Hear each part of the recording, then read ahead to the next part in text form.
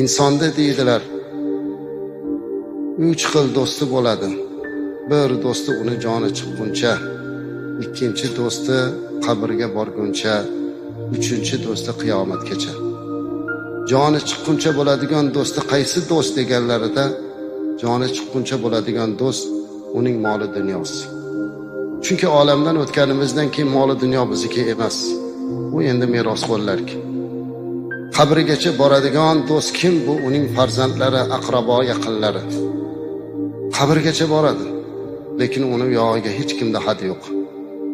Ming yaxshi ko'rsa ham, jonim fido otam, onam desa ham, oxirgi manzili mana shu qabr, amallar sondig'i. Ammo uchinchi do'st bor. Bu do'st qiyomatgacha birga turadigan do'st. Bu uning qilgan solih amallaridir. Ana shu amal xolis bo'lishligi, Alloh